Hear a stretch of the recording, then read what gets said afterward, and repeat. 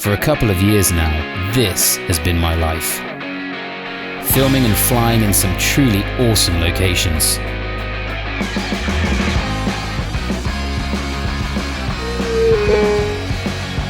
But as amazing as it's been, what I've been longing for is this.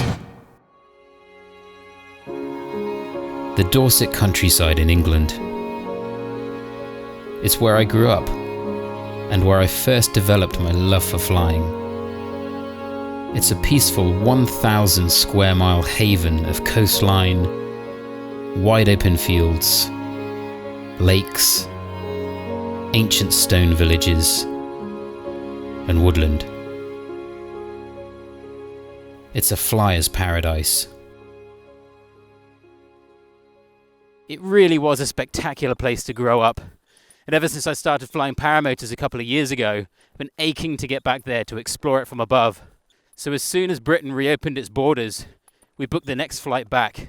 The main reason for coming back was to film a drone stunt with Parajet, but the adventure that followed was absolutely awesome. Stonehenge, baby! Woo! Sin's going for the foot drag. Oh my god!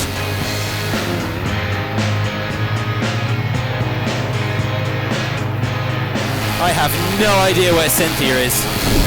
Babe, I just stalled.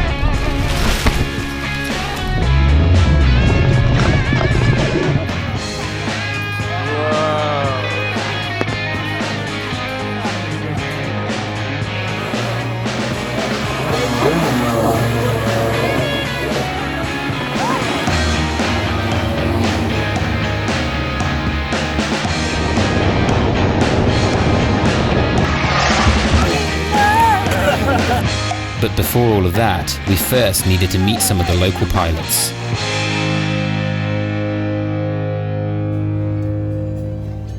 We're going to our first fly-in in England.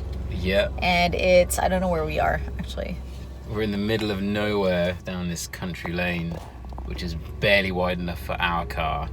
And our car's tiny. Yeah, Greg just scraped Like, the look at bottom of this. the car a little bit.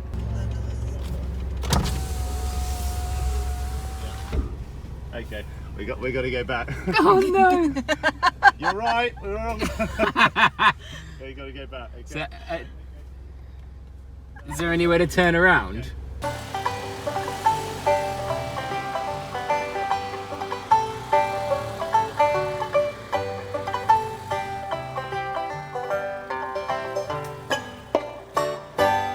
On. Yeah.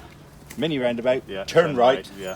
follow that up through, and when you're coming up after you come past the David Wilson estate, Yeah. there's a signpost saying Edgar Hall, Yeah. Westcombe Waste. Yeah. Turn right there to the mini roundabout, Yeah. turn left. Okay. Where are we, Greg? I don't know.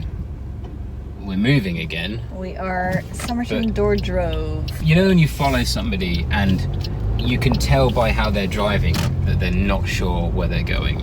Like they don't indicate till the very last second, and they pause for just slightly too long at junctions and stuff like that. Well, that's what Tom's doing right now. There's Yeah. the farmer again. No. Yes. No. You're Is lying. that the same guy, or is it You're just lying. another No, guy? Greg, that come looks on. like We're him? like way far. That's the same guy. It's The same farmer. It's the same farmer. We've just driven for 10 minutes.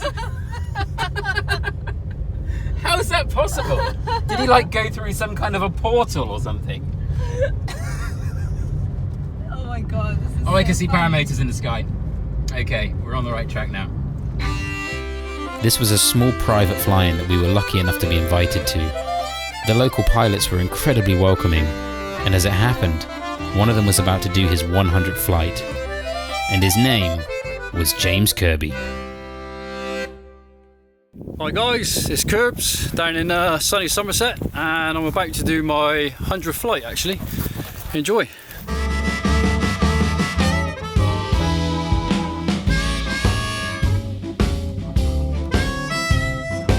My name's James Kirby, known by everybody as Curbs. The only person who calls me James is my mother when I'm in trouble, by the way.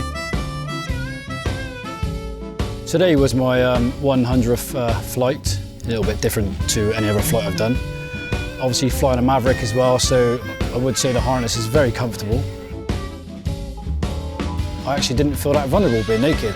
I think I'm going to take my 101st flight naked, and then my 102nd and my 103rd. And the worst mistake I've done was unclip the leg clips on the harness, and as I walked with it, it was swinging into places you wouldn't really want a harness clip to be swinging. So yeah. I actually was bought a lesson for a friend of mine, and then yeah, literally got into it that way. And to be honest, it's probably the best decision I've ever made, because these people who I'm actually flying with are awesome people. Cheers all, thank you very much. You know, I can't voice that enough. It is the best sport. And when you're up there with your friends next to you flying, it's a total escape.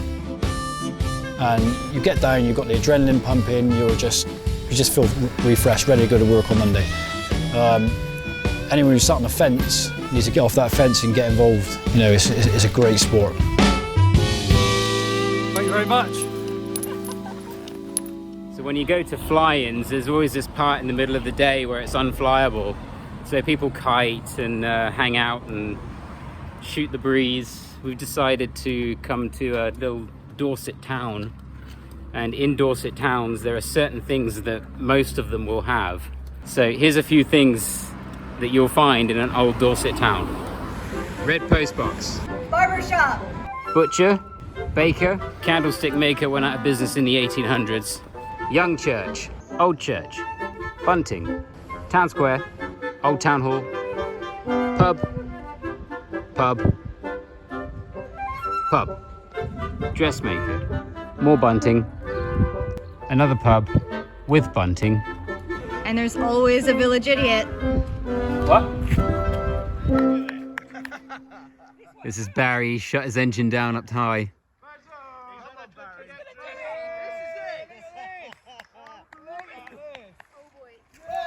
Oh!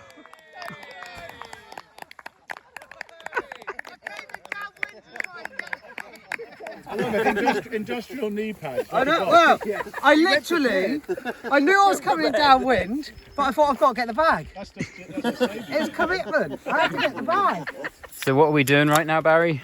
We are on a manhunt for my Insta360 camera that fell out the bag. But we've got to do it because it's got James's daughter's flight on it, and it was her first tandem. Oh, okay. So that's why everyone's searching. Oh man, look at this grass, it's so long. There's an old-fashioned sense of community in this sport which is incredibly touching. Every last person at that fly-in joined in the search to recover the all-important footage.